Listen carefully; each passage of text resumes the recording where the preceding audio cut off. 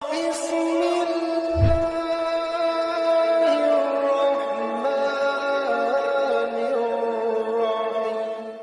نے تو خود قرآن میں سکھایا ہے کہ کیسے دعا مانگنی ہے.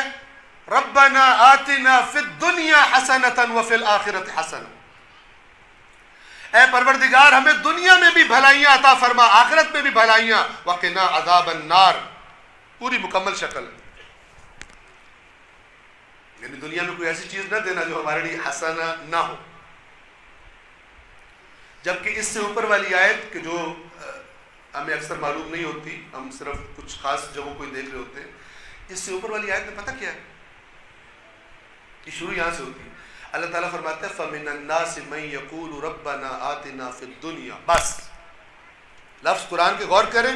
لوگوں میں سے کچھ ایسے ہیں جو اللہ سے کہتے مانگتے اللہ سے ہی ہیں، ربنا اے ہمارے رب، آتنا ہمیں عطا فرما، فی الدنیا دنیا میں ہی، حسنہ بھی نہیں کہتے، بس جو ہم چاہ رہے ہیں نا ہمیں مل جائے. اور پھر اللہ آیت کو کمپلیٹ کرتا ہے کیا فرما کر؟ اچھا تمہیں دلچسپی ہے دنیا سے، وَمَا لَهُ فِي الْآخِرَةِ مِنْ خَلَاقٍ. اس دنیا پرست کا آخرت میں کوئی حصہ نہیں. یعنی یہ دنیا پرستی اگرچہ دنیا اللہ سے ہی مانگی جا رہی ہو، لیکن بس مجھے ملے ضرور، یہ بہت خطرناک مرض ہے. اور اس کی خطرناکی کیا ہے؟ آخرت میں کوئی حصہ نہیں. وَمِنْهُمْ، اور پھر اللہ فرماتا ہے اور ایسے بھی ہیں لوگوں میں سے جو کیا کہتے ہیں ربنا آتنا فی الدنیا، لیکن حسنہ.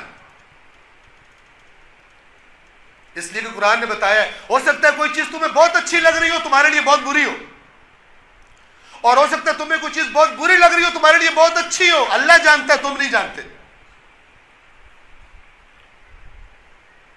کسی نے ایک دن مجھ سے کہا مولانا انٹرویو کے لیے جا رہا ہوں، دعا فرمائیے.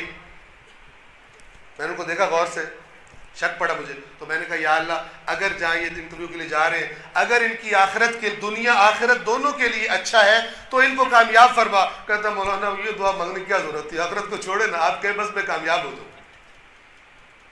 میں نے کہا کہاں انٹرویو ہے؟ کہتا پولیس میں. آلریڈی رشوت بھی پے کر چکا، اب دعا بھی ساتھ مانگ. یہ دعا ہوتی ہے؟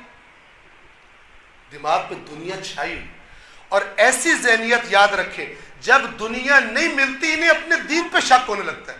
میں ایک بندے سے میری ملاقات ہوئی، کہتا میں نے 40 دن پتہ نہیں توسل کیا امام سے اور میری خواہش پوری نہیں ہوئی، مجھے امام پہ شک ہو گیا. دنیا پرستی، دنیا پہ اس قدر فوکس اتنا زہر قاتل. کون نہیں گئے امام حسین کے ساتھ؟ دنیا والے. ورنہ جن کے ذہنوں میں آخرت ہوتی زیادہ، جن کا واقعاً اس آخرت پر اس جنت پر ایمان ہوتا، کیوں نہ جائے حسین کے ساتھ؟